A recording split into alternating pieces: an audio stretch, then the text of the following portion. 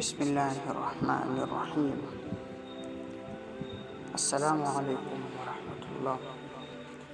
Series الفاظ کا سفر میں خوش آمدید، اور آج ہے قسط نمبر 27۔ حروف تہجے کے اعتبار سے حرف ہا، اور اس پر موضوع ہے حوث دنیا اور بربادی۔ دنیا کی محبت انسان کو اندھا کر دیتی ہے۔ جس دل میں دنیا کے ہوش بس جاتے ہیں وہاں سکون اور اطمینان نہیں رہتا۔ یہی دنیا کی محبت ہے جو انسان کو آخرت کی تیاری سے غافل کر دیتی ہے۔ قرآن کریم میں رب العالمین فرماتا ہے: زُيِّنَ لِلنَّاسِ حُبُّ الشَّهَوَاتِ مِنَ النِّسَاءِ وَالْبَنِينَ وَالْقَنَاطِيرِ الْمُقَنطَرَةِ من الذهب والفضة والخيل المسومة والأنعام والحرث۔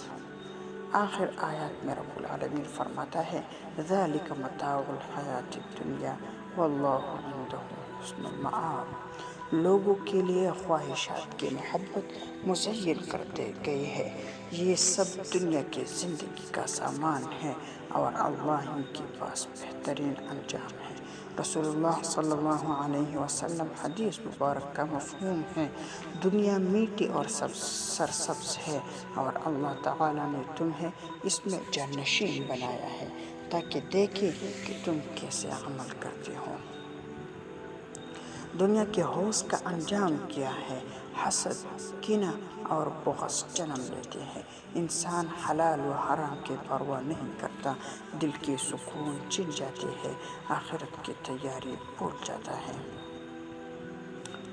فرعون، قارون اور نمرود دنیا کے ہوش کے پیچھے لگے ہیں، لیکن انجام میں ذلت اور ہلاکت ان کا مقدر بنی۔ اصل کامیابی دنیا کو مقصد نہیں بلکہ ذریعہ سمجھنے میں ہے۔ دل کی محبت دل میں ضرور ہو مگر اللہ اور آخرت کی محبت پر غالب نہ ہو۔